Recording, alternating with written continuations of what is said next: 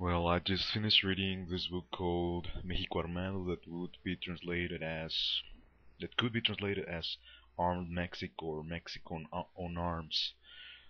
Well, this book deals with the guerrilla movements in Mexico since 1941 to 1981. Well, it includes actually an epilogue that follows guerrilla movement up to the present, to 2006. And well, I guess there are two main points in this book. In general, I must say that this book really opened my eyes to a different version of history I didn't know about Mexico.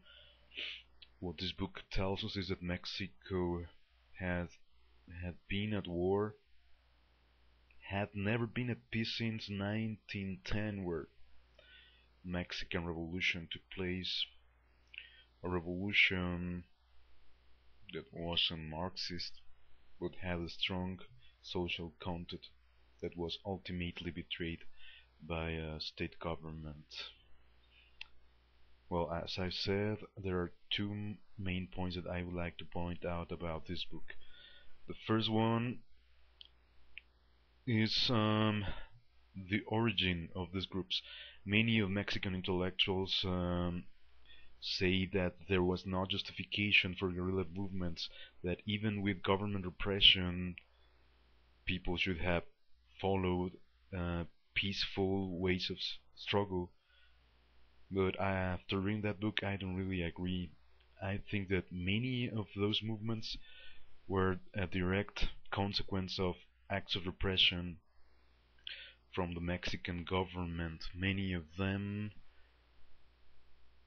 started as politically um, legal movements, but in the origin of many of them there's a massacre. The Rubén Jaramillo, Arturo Gamis, Genaro Vázquez, Lucio Cabañas, all of them started as social leaders, but government stopped their social movements with massacres, and so they were forced to take up arms. They had no option, and actually there weren't exactly guerrilla groups, they were self-defense groups. And regarding urban guerrillas, they were groups of students.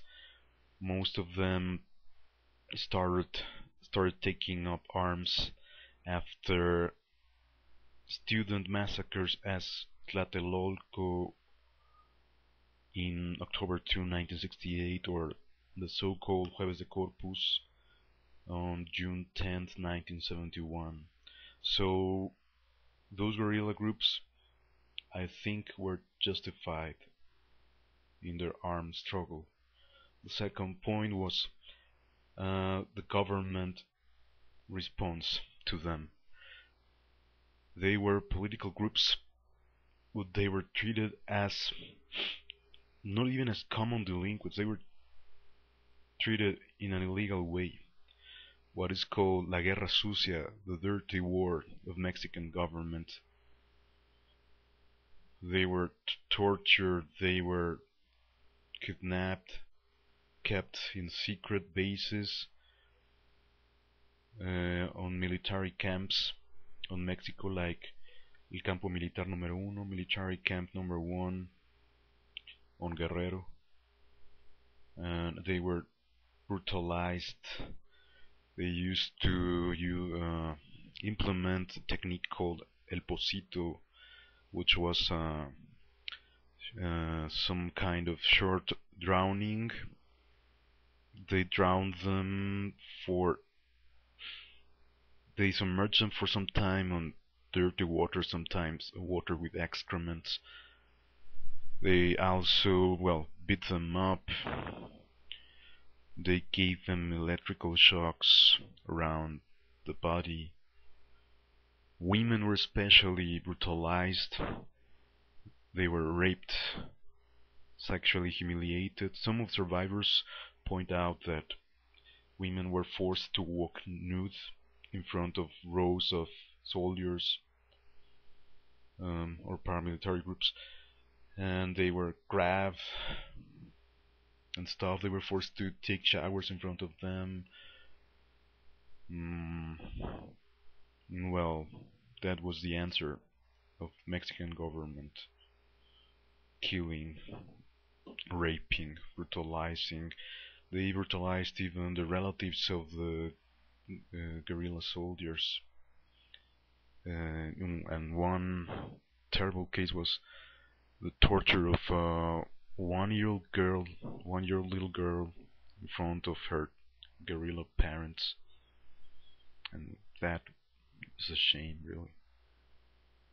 And well, I bought that book thinking that it would cheer me up somehow. I was really down after reading the book Bones in the Desert by Sergio González Rodriguez and many other publications on what Mexico is living right now. I was really depressed. But I watched a documentary on Tony Negri, which cheered me up. It showed me that uh, struggle is possible and fruitful. And I bought México Armado thinking that it would also cheer me up, uh, learning about the struggles of people who actually stood up and did something to change this terrible situation. But no, it really didn't cheer me up. It really angered me and depressed me a little more. But well, I wouldn't say that guerrilla movements were simply wiped out and they didn't do anything to change. The aftermath of this movement was a strong human rights movement leader with mostly female leaders like Rosario Ibarra de Piedra, and they were pretty strong, and they formed the basis of many leftist groups that are still living in that are still active in Mexico. Um, Many of these guerrillas continue right now in groups like the EPR or the EZLN, the Zapatista movement, and well, their effort wasn't totally in vain. And well, that would be all.